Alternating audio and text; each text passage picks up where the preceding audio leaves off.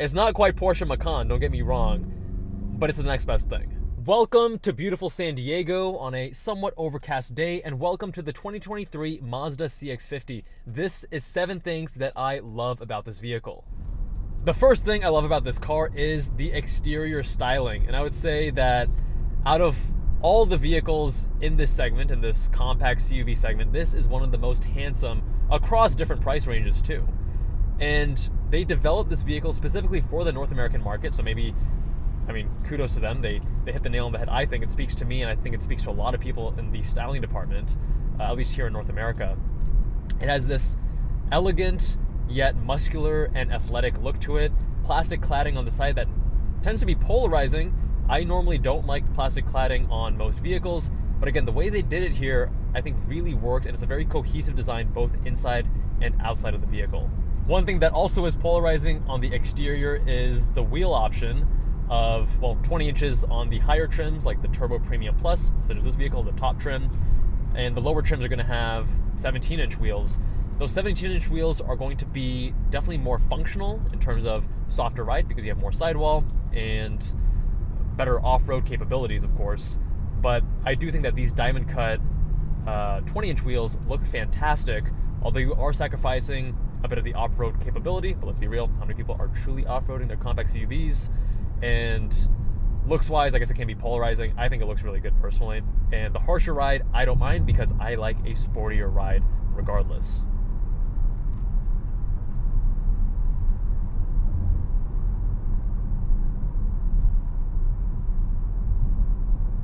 Torrey Pines, baby! Many good memories here. You know what's actually funny is this vehicle might be full circle because about, 6 months ago, Fenton's son from the Zygreen YouTube channel, he actually had a loaner press vehicle from Mazda. Maybe this was sometime in 2022. And it was an ingot blue metallic, Turbo Premium Plus, Mazda CX-50 with black interior. Just like this one. Maybe it's the same car, I don't know. But he picked me up from the airport because he is a gentleman and a scholar, and I remember getting into this being like, this is a nice car, man. Like, what is this? The CX-50 had just come out, first model year, and I remember being very impressed, and then fast forward a few months, and I bought mine right after Thanksgiving, and I've been very happy with mine. So yes, I do actually own a Mazda CX-50 myself. Mine is in polymetal gray with the terracotta interior, and I have a whole series of long-term ownership reviews in this playlist up here. All right, so the next thing I love about this car is the interior quality. I think this is the craziest part of the car. It punches so high above its weight class. It's like entry luxury. It's a premium feeling interior. It's not quite luxury, but it's essentially entry level luxury. You have nice materials. The leather on the seats is fantastic. The way the steering wheel feels is fantastic. Everything just is put together in such a nice way. And when you look at the more direct competitors, the Hondas, the Toyotas, the Japanese and Korean counterparts, this definitely stands out as feeling the best, being designed also in what I feel is the most functional and best way possible. So you don't have, as an example, the screen has nice thin bezels, top and bottom, really good contrast. It doesn't have these really massive buttons. It doesn't have a low quality screen. And I have seen that in the competitors at the similar price point. So these little details here and there, the interior quality, it feels really nice. Is it perfect? Is it truly luxury? No. And Mazda's not trying to do that. Again, they're trying to target this as a more rugged off-road vehicle that happens to be more premium rather than a true luxury vehicle, right? So little things like the door handle being kind of plasticky is one thing that a lot of people notice and sometimes complain about. Not every material is going to feel incredible to the touch, but by and large, just about everyone who gets into this vehicle, they're always like, wait, this is a Mazda? Because they get into the vehicle expecting something else, and it feels way more premium than seems reasonable. Point number 3 is actually the UI, the user interface and design when it comes to how you interact with various controls for, HVAC or the infotainment.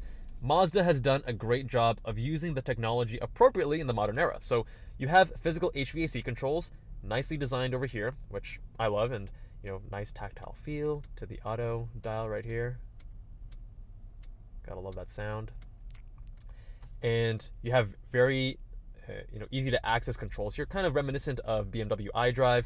You have this big center wheel, you have volume on the right, and 4 shortcuts in these corners. It's just very easy to use. One complaint that people have is reaching out to the screen. You kind of need to lean forward ever so slightly, and that it's too far. But as I discussed in a previous video, it actually makes it easier for your eyes to accommodate, because you don't have to focus on something really far away, which actually causes the ciliary muscles in your eyes to relax, and then focus on something really close, which causes them to contract. So going near, far, near, far, near, far is actually more straining. It's more effortful for your eyes versus having something a little bit further away. It's a lot easier on your eyes, and it looks great.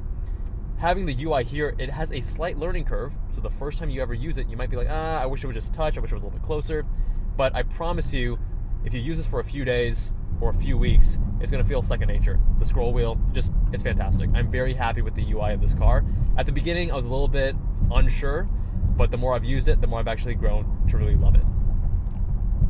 Related to that is the instrument cluster. So I like analog, and what Mazda has done here is they have a combination of analog and digital. The center is a digital screen where you can actually cycle through a few different views as such. So this one is showing me my blind spot, showing me this car, car to the left. And if I'm being honest, I do think they could have gotten a little bit more creative with the kind of info and the design of that center. But I like that they have the option of having something more traditional, like this analog appearing digital gauge, which more closely matches the sides as well. Resolution and contrast is not the best on that screen, if I'm being honest, but again, I think it's perfectly adequate for what we're going for here. The next point that I love about this car is actually the powertrain. Now this is powered by a 2.5 liter inline-4 turbocharged, pushing out up to 256 horsepower and 320 pound-feet of torque. Now the reason I say up to is that you can use either 87 octane up to 93 octane, and it's going to adjust the timing and make more or less power. So if you put in the 91, 93, you're going to be making more power, and at the 87, a little bit less. But the way they tune this engine is phenomenal, because for the way that you want to use a CUV, which is generally puttering around town, commuting like I am right now, you want to have accessible power without needing to downshift 3 gears to overtake someone. And with this vehicle, you can just slowly ease into the accelerator, and it'll just effortlessly pull you ahead with this torque wave. And I think for a daily driver, for a vehicle that's going to be used mostly for puttering around town, like who's canyon carving and doing track days in a Mazda CX-50, right? It's really perfect for that. The transmission is also, it's only a 6-speed, but the good thing about the transmission is that the logic is super dialed in, the shifts are both smooth and fast, and you don't actually need to have more speeds. Now, Mazda may be introducing an 8-speed version in the future. I mean, we've seen the new transmission with the CX-90 that was just recently unveiled, and there are benefits to transmissions that have more gears. The two main things being, number one, you're going to have better fuel efficiency because you can be at a lower RPM at a given speed. Let's say you're on the highway cruising around 70 or 80. If you're at 3,000 versus 2,000 RPM, that's going to influence your fuel efficiency. And with more gears, you can further optimize that. The second thing is that you can more readily access the power. So with more gears, you can always make sure you're in the power band. But because this engine is so torquey, and because even at highway speeds, you're cruising less than 2,000 RPM, you don't really need a 8-speed transmission in this vehicle. The 6-speed is perfectly adequate because you have plenty of power and acceleration. You have, well, the fuel efficiency actually isn't the best, but it's not due to the lack of transmission speeds, right? So overall, I'm very happy with the powertrain. If there is one nitpick, I would say that the fuel efficiency is not quite up to standard compared to the competitors, and in my experience, I've put around 4,000-ish miles on my vehicle. I'm getting in the low 20s. Next up is the attention to detail. This is what makes Mazda a Mazda in my mind. It's just you can sense the passion behind these vehicles, and that's what I love so much about it. Now, in a previous video, I discussed how the turn signal is actually inspired by the human heartbeat. And if you'll see, when I use the indicator here in a second, it's immediately on and then it fades away, and it repeats that. Similar to a heartbeat where you contract and you have that relaxation. Now in the press release and such, I read that it was inspired by the ECG. There may be a translation issue there because an ECG is a P wave plus a QRS complex plus a T wave, and there's nothing actually sudden followed by gradual release about an ECG. It's probably more about an arterial line or Doppler signal where you have the sudden contraction and the movement of fluid, followed by the slower movement and relaxation and the more passive flow of the fluid due to the elasticity of the vessels and such. So anyways, if you want to nerd out more about that, I go into that in this video up here, which was one of my first long-term review videos of my Mazda CX-50.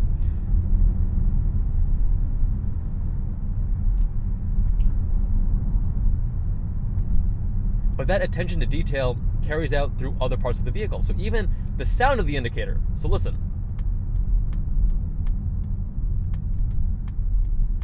That's a really nice, crisp indicator sound. I never thought I would care about an indicator sound until I drove the CX-50 and I was like, that sounds really nice. That sounds crisp and clean and premium.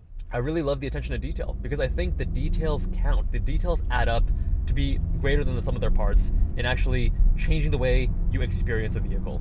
The sixth thing I love about the Mazda CX-50 is the driving dynamics. Now this car, if you're like me, if you want something that is practical, so you can fit 5 people, plus you have plenty of cargo space, you like the styling, but you want it to be a little sporty, this is the car for you.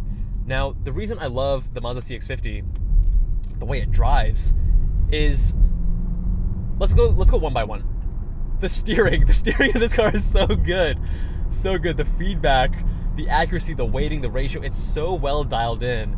And after driving a Mazda, ND Miata, I was like, oh man, like I guess Mazda doesn't quite do steering like the way that they used to. And then they release this CUV and they knock it out of the park. It has one of the best steering racks, one of the best EPS units of any modern car. I mean, when you're looking at, Porsches and things like that, that's a different category. But definitely amongst CUVs and even amongst many sports cars, like even the Mazda Miata, I think the steering in this in certain ways is actually even better than my GR86. It's a phenomenal rack.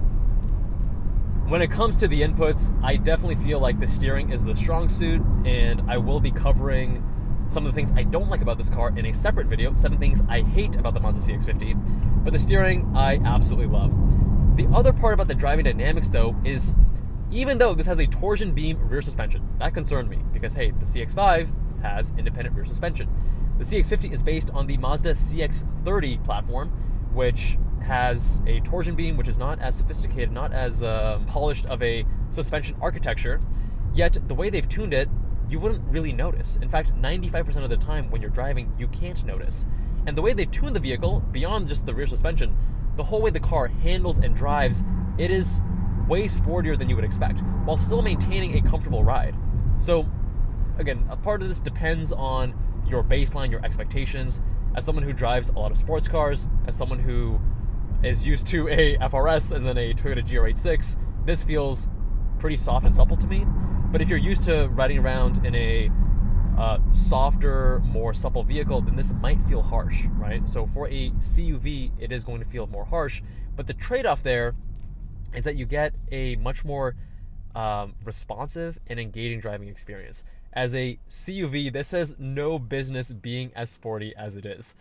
If I had more time, I would take you up to Palomar Mountain and do some canyon carving with this thing just to push it a little bit and show you what I mean. With my own CX-50 in Las Vegas, there are certain turns where I have gotten this a little bit squirrely at the limit. And, again, this is not a sports car, but for a CUV, it is incredibly impressive. It's not quite Porsche Macan, don't get me wrong, but it's the next best thing.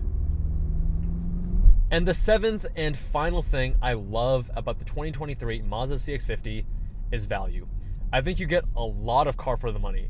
Fully loaded, 42 grand, and you get all the best bells and whistles. It's a very impressive vehicle. I don't think you're gonna feel like you're wanting more. If you are more budget conscious, you can definitely start with the base, the stripper models, which are starting around 27K, I believe. And here's the thing, I'm in an unusual use case where I was cross-shopping. I thought I was gonna get an IS500, then I thought I was getting an M340i, then I thought I was getting a Mazda CX-50, which is what I actually got. And I considered a Porsche Macan. I considered a lot of different vehicles through that process.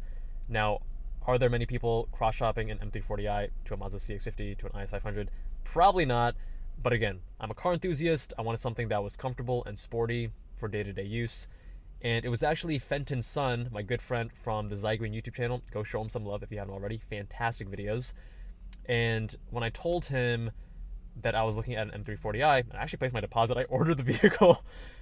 He's like, well, I mean, do you really need it if you're going to have a FR sports car, the GR86, and an MR sports car, the Lotus Emira? Would you be okay and happy with a more practical vehicle, something like a CUV? And I said, that's a good point. And I was also considering getting a dog at the time. That was actually a big reason. But also, just the practicality of having the space. I can fold the seats down, put my 58 centimeter road bike without taking the wheels off or anything, just like slide it back in without a rack or anything. It's really nice, really convenient. Costco runs are way easier. So after that, and also looking at just the price and what you get for $42K, the CX-50 was super appealing. And it was hard for me to walk away from it because I was like, I'm getting so much for 42 grand. And I don't plan on keeping the car forever because I do want to actually tow my GR86 to the track. I'm slowly evolving the car to become more and more of a serious track car. So I'm hoping that the new Mazda CX-70 will have a high enough towing capacity with that new inline six that I'll be able to tow the vehicle without issue. But we'll see. But for at least a couple years, I think the CX-50 is a car that I'm really happy with. I actually find myself driving it 95% of the time. I kid you not, because it's super comfortable, super practical, super easy, and just a joy to use, and it's sporty enough. Is it a sports car? No. Is it as rewarding of a driving experience as my GR86? No. But it's sporty enough where I enjoy driving this, and I kid you not, 95% of the time, I'm driving this, not my GR86. The GR86 I take out when I'm going to car meets on the weekend. That's the main thing. Or if I'm going canyon carving with some friends. And the rest of the time, Mazda CX-50. By the way, real quick note, I own a polymetal gray with the terracotta interior. I definitely think the terracotta interior is the way to go because you have this beautiful brownish reddish color to the leather. It makes it feel like a more special interior. There's nothing wrong with the black. It doesn't pop as much. It doesn't feel as beautiful of an interior space in my opinion. And as for the exterior, I think the car looks great in a lot of colors. I'm personally a big fan of the launch colors, which is zircon, sand metallic, as well as polymetal gray. And again, I have the polymetal gray one. Big thanks to Mazda for loaning me this vehicle while I'm out here in beautiful San Diego. Let me know what you guys think. What are some things about the Mazda CX-50 that you love that I did not touch on? And if you haven't already, make sure you check out 7 things I hate about my Mazda CX-50 up in this video here. Much love, my friends, and I'll see you guys in the next one.